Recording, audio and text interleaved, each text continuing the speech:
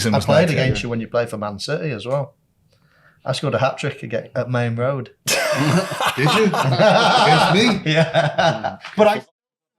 Hello and welcome to part 2 of Yahoo Footballing Weekly with me, Yahoo columnist Neil Humphreys. And I said at the end of part 1 we would have very, very special guests. Yes. Didn't disappoint, did I? No, absolutely not at all. Welcome, I'm Yahoo editor Chia and Keong, and we have with us 2 Premier League legends, ex-Manchester United goalkeeper Peter Schmeichel and ex-Liverpool forward Michael Owen. Yeah. Welcome to the show, guys. Thank you. Thank you very much. Great to be here. And welcome to Singapore again. What do you love so much about Singapore, just to kick things off, Michael? Well, I've been to Singapore many, many times. 2001, I think, was the first time that I came here. Of course, we used to travel here, pre-season games. And then, of course, since I retired, then I've come over here as a tourist and on special occasions like this one for the Premier League. So, yeah, I've been many, many times to Singapore. Love the place, love the people, love the passion that they have for football and the Premier League. So, I mean, it's just a place that I always enjoy coming to. Yeah, so let's kick things off. I think probably the biggest news of the past week must have been, Jurgen Klopp, his announcement that he's going to step down at the end of the season. What does it mean to the Premier League, and what makes him so special as a Liverpool manager? Well, it's obviously disappointing news for Liverpool fans around the world. He's been an absolutely incredible manager. Incredible, like right up there with the greats, I'd suggest. You look at the Paisleys and the Shankleys, and there's been other great managers for Liverpool, but you have to talk about him in the same breath. Yes, he might not have won the amount of trophies that those greats did, but what he's done for the city, what he's done for the club, Liverpool have been, quite quiet in terms of winning trophies for a number of years now. And then in the last sort of 7-8 years, Liverpool have turned into one of the best club teams in the world, and largely down to him. Great manager, going to leave a huge hole, one that is going to be very difficult to fill. That remains to be seen, but what a fantastic manager, and he's given so much pleasure, not just on the football pitch, but I think he's connected with the city, with Reds around the world so well, and he's going to be sorely missed when he goes. And Peter, he's just contributed to what makes the Premier League the best league, isn't he? With his gegenpressing, fast, heavy-metty football, with him and Pep Guardiola and now Ange Postecoglou. Klopp's played a massive part in making the Premier League so competitive in the last few years. Yeah, I agree with that. I think he's created 3 football teams now, 3 different teams where they've all been exciting in their own rights, different, but as a top manager and a top understander of the game, if you like. He's been able to develop those teams into something else. So, and that's important, because if you can stop yourself from being predictable, of course you're moving forward. Pep, another one who's been absolutely amazing in doing that. And of course, with him leaving the Premier League, it's going to be a big loss. I consider him to be maybe the last one of the big sort of managing everything within a football club managers. Well, already now moving towards the term of head coach. A lot of teams have that now, and then the sort of traditional old managers' jobs are distributed into more positions. But I have the impression, and Michael, you can correct me if I'm wrong, that he's in charge of everything. Like Sir Alex Ferguson that I worked with. He was at Manchester United, and he's a very, very powerful man to lose. And I totally agree with what Michael said there. It's going to be so difficult to find a replacement. Who's it going to be? I mean, we had a chat in the car.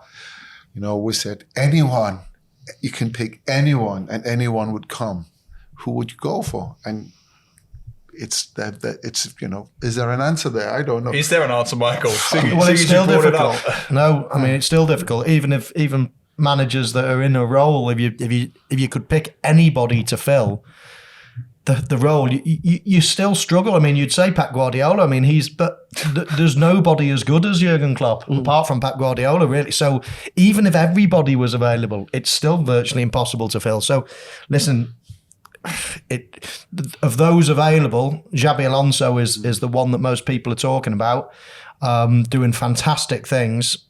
Of course, it's going to be a risk whoever comes in, especially someone that's got limited experience like Alonso in management. But you know, when you look at the candidates out there, I can't see many others. So you know, he'd probably be my pick at the moment. I think just before you said about Klopp, that it was not just what he's done with the team, with the football club. It was the way that he connected with the city, and I think that's really, really key. It's so important to take that into consideration as well, because that's what happened with Manchester United and Sir Alex as well. Understanding what Manchester is all about, understanding what it is the fans they want, understanding the culture of the football club, understanding the history of the football club. And I think he's been excellent in doing that, Jurgen Klopp. Liverpool's had a lot of managers since the last time they won the championship, which I believe was in 90, was it 90? Yeah. 90, so that it's been one championship since then. And you know what's going on at Manchester United at the moment is just living proof of how difficult it is to transition from having somebody who is so much in control and is dictating the direction of the football club and the development and the evolution of the football club as much as him. So when we had this little chat in the car and we said it could be anyone, I went blank. I mean, I honestly hadn't got a clue, and I'm a little bit experienced in this because I've had this for 10 years now. You know, who could come in and do what Sir Alex did for Manchester United? Who can do that for Manchester United now? So now it's now who can do this for Liverpool? It's really, really difficult because these two football clubs are very much alike in how the world are viewing and how many supporters they have all around the world.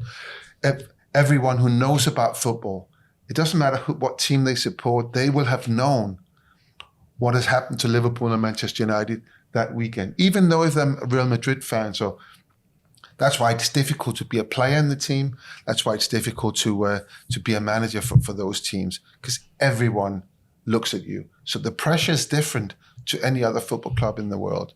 So when it comes to the guy who's going to be ultimately in charge, it's really difficult to see that person out there. So if I was Liverpool, I'd do everything in my power to make the guy stay. Yeah. So I mean, obviously, right now, the Premier League is still quite competitive, and it's still also we don't really know which teams is going to win the league. Have you enjoyed this season? I mean, there's so many teams. Man City and Are you Liverpool. asking me that question? Yeah, both. That's a predictable one. No, I haven't. Yeah, I honestly, I'm such a big Manchester United fan, so I'm really disappointed with the way that we perform. We're set there after 20 games. It's 21 games. We've got 32 points. That isn't great. But I also work with the Premier League. I work as a pundit, and I'm really enjoying every round of football because it gives us something new. I mean, obviously, the last one is Luton. Everyone thought Luton was going to, be dead and buried by now, but they win 4-0 yesterday. And that is that. I think that the thing about the Premier League is, and I've said this many times, the best team will always win the Premier League, and there's no doubt in my mind. And so, what is the best team? Is that the best playing team, the one with the most completed passes? No. It's the best team that over 38 games accumulates the most points. It's not necessarily the best playing team, but it has been over the last couple of years, I have to say that. But you have to, every single time you go on the pitch, you have to play your best game, because if you are the best team, if you are Liverpool, Man City, in normal days, I would say Man United, but Liverpool, Man City, Arsenal these days, every time they play a game, they're playing against a team that will, they're playing against potential champions. They will do everything they can in their power to win. And the quality and the level of the Premier League, of every team, the standards are so high that if those teams are going to continue winning, if that makes sense, they have to play their best game. Absolutely. And we see, I think a great example is Aston Villa, who's done so well and plays such great football. When they play their best 11, they're brilliant. But if they have to change one or two players, they're starting to maybe not be as brilliant. And when they get the opportunity to go top of the league, for instance, which they're not used to, those players, they're up against Sheffield United, who's got, was it 9 or 10 points only? They couldn't win that game to go top of the league. They could have sat top of the league from Friday to Saturday at least, and they couldn't. And that's a Premier League. It's so competitive, and it's best league in the world. There are no other leagues. Let's stay with that, Michael, because as we sit here, Liverpool are still top of the table. What have you loved about Liverpool this season? Because it's been an extraordinary transformation. The midfielders alone have settled in so quickly. Szoboszlai and McAllister. It's been quite extraordinary, hasn't it? Yeah, I think that's what I've probably admired most about Liverpool this season, the transition. They didn't really expect to lose all the players that they did in midfield. Certainly the likes of Henderson, Fabinho, they weren't expecting to lose. So yes, they were planning on bringing 2 or 3 in, but it ended up bringing 4 or 5 in because of the likes of them unexpectedly leaving. That meant that there was a whole change in midfield. Notwithstanding, of course, the attack has changed over the years. Only Mo Salah really has been an ever-present in the last 4 or 5 seasons. So going through transition and winning at the same time is not an easy thing. And I think that's what's impressed me most. They've continued to win. They're in all 4 competitions. In the final of the Carabao Cup. They're looking good in the Europa League. They're still in the FA Cup with 1 or 2 big teams out, and they're sitting top of the league. I mean, it's looking so promising at the moment.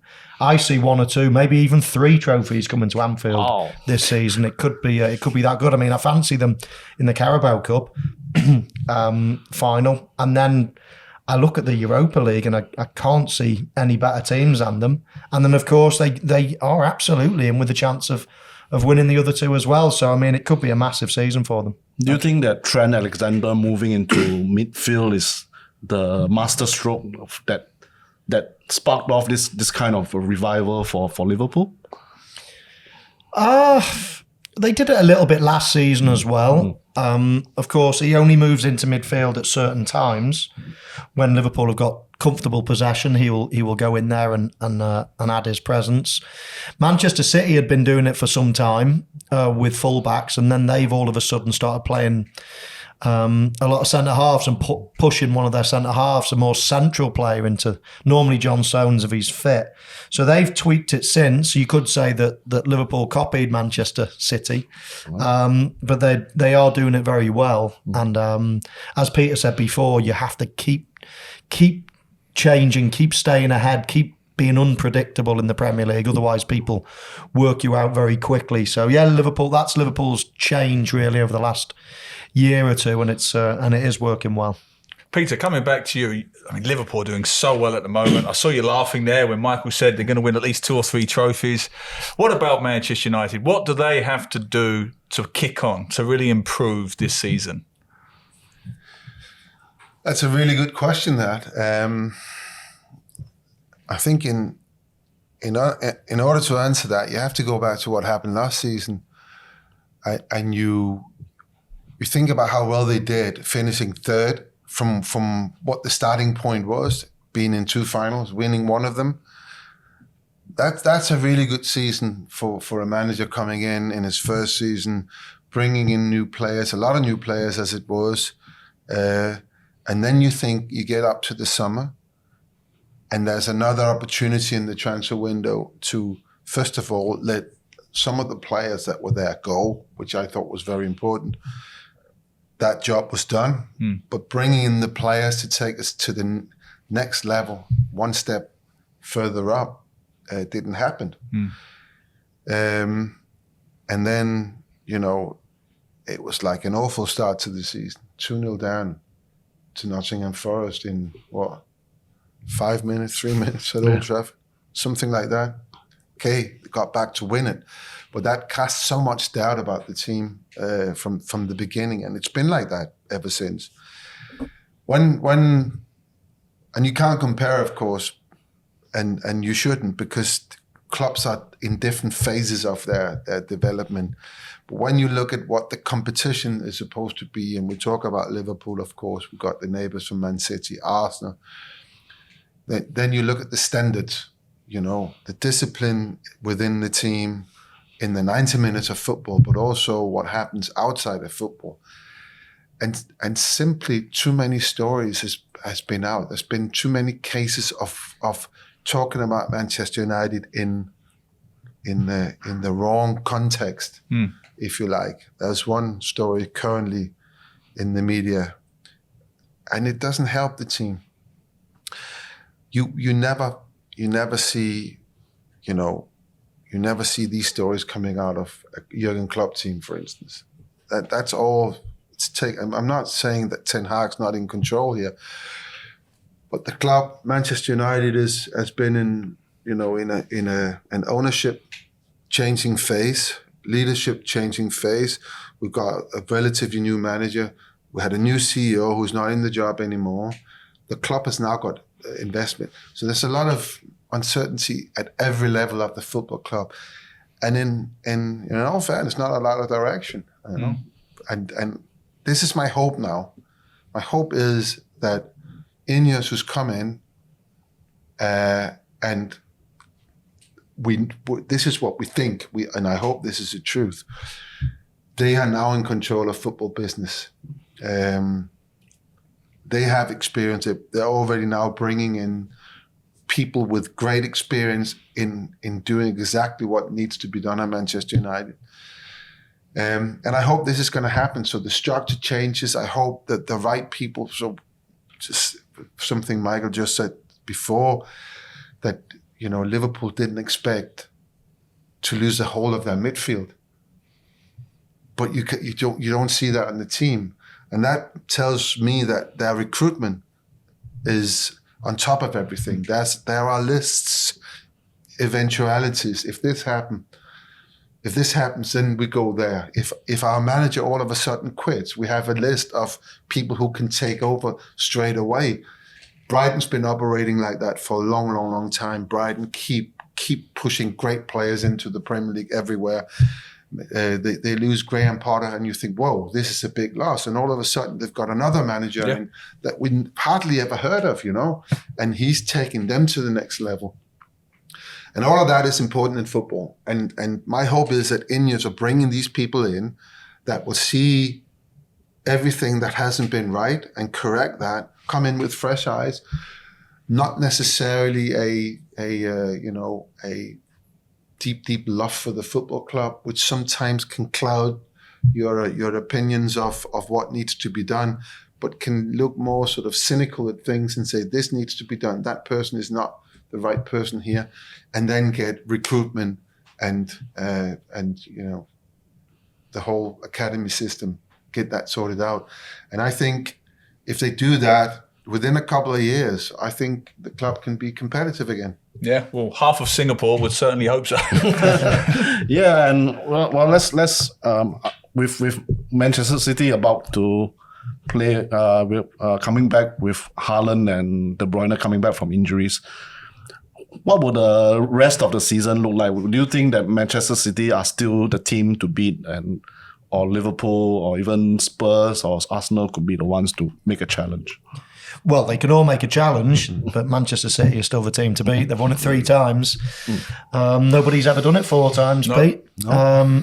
So they're definitely the team to beat. As much as I think Liverpool might win, silverware this season, the Premier League could be the hardest one for them to win. I think Manchester City are still a top team, as you say.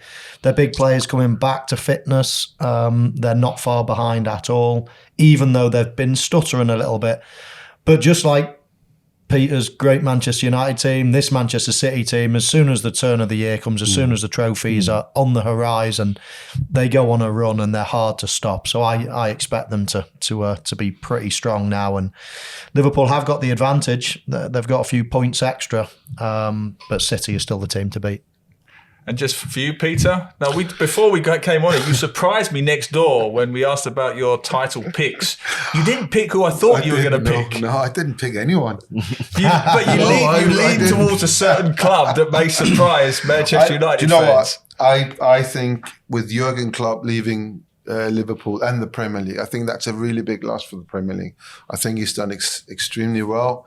He has made a lot of teams a lot better than before he arrived by raising the standards. You know, this is what you have to be. If you have to compete with us, this is how good you have to be. And I think in many ways he's made Manchester City a lot better as well by pushing them to the extent that was the season before last, when Man City had to win 14 consecutive games to win the Premier League by 1 point.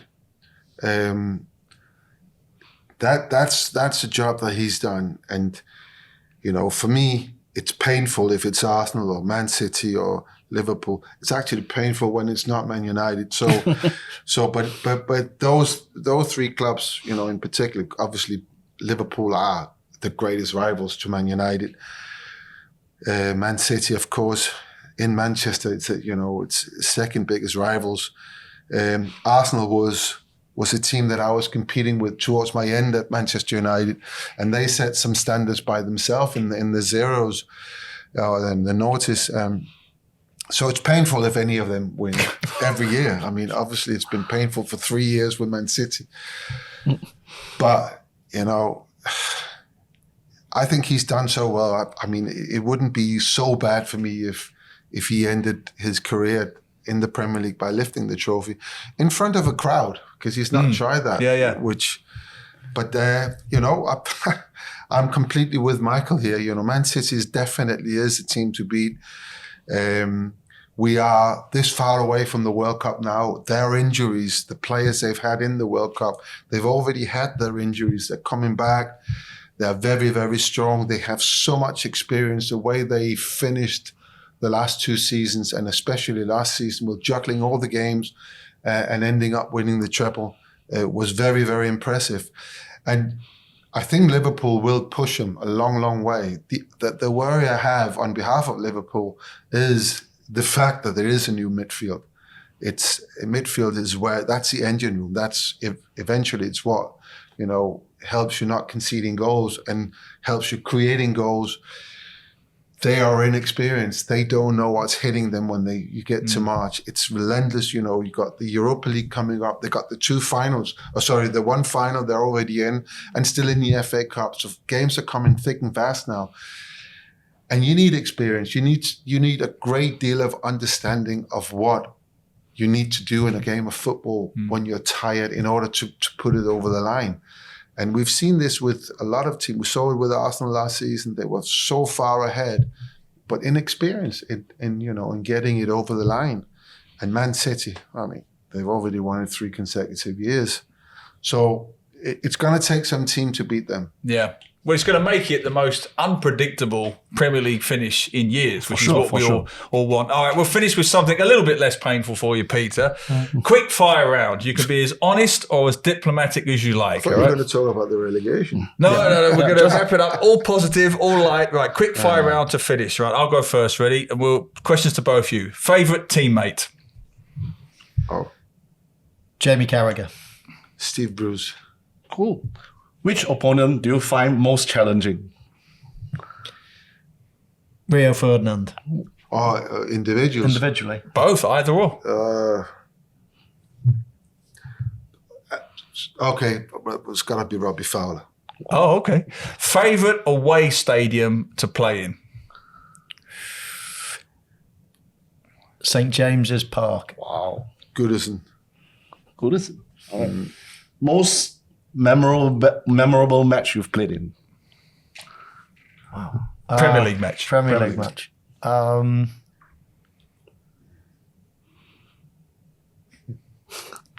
Go on, Pete.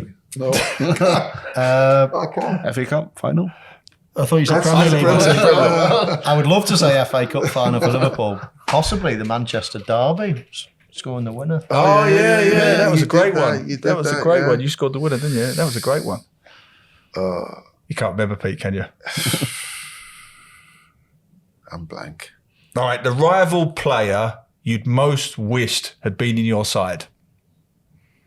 Shearer. That's a good one. That's a good one. Thierry Henry. It's even better one. Yeah. Yeah, The but I didn't rival. play against him. No, you didn't, did you? No. I did when he was There was at a Monaco, and Yeah. I think maybe also Juventus, but I'm not completely sure. But definitely he was in Monaco. Right. I never played against him in the Premier League. Right. The last question: the rival manager whom you think. wish had coached you. Oh, that's a good one. Well, it's one of the two main men at the moment, Pep or Jurgen Klopp. I'm going to say Pep Guardiola because tactically, I think he would teach you plenty about the game. You think you know football, but apparently when Pep's in the room, then he teaches you plenty. So I'll say Pep Guardiola. Fantastic. I'd say the same. Right, and last one for me, for both of you. Who would you rather play against, Michael? Peter Schmeichel or Edwin van der Sar? Who would I rather play against? Well, I'll have to say Edwin van der Sar, otherwise I might get a left jab off Pete. Right, and same question for you. Who would you rather face, Robbie Fowler or Michael Owen? said it. That's a terrible question. I was listening to that podcast you did with Simon Jordan, and you were discussing the difference between the two of you. Difficult one, because we never really we played like how many times? Not many times, because you came towards the end of my time. But Robbie was Against you? Yeah. 90... 98. No. You won the Golden Boot in 98. 90, And 99. I think that was your first season, wasn't it? 97, I think. First full 97. season I was played 98. against you when you played for Man City as well. I scored a hat-trick at Main Road. Did you? Against me? Yeah. But I still said Edwin van der Sar. Just forgotten about that. That's what I said, Robbie Fowler. He was different. I'm going to say Peter Schmeichel. You've heard it here, I said folks. Robbie Fowler. Well, thanks to both Michael Owen, who was much more diplomatic than Peter Schmeichel. Thanks for coming on, guys. Cheers, guys. Absolute pleasure. And thanks to StarHub for organising this. And thanks as always for watching. As always, send all your comments to Yahoo Southeast Asia on YouTube, Yahoo SG, Yahoo_MY on Twitter, and Yahoo SEA on TikTok. and we'll see you at Yahoo Footballing Weekly, same time, same place next week. Take care. Cheers.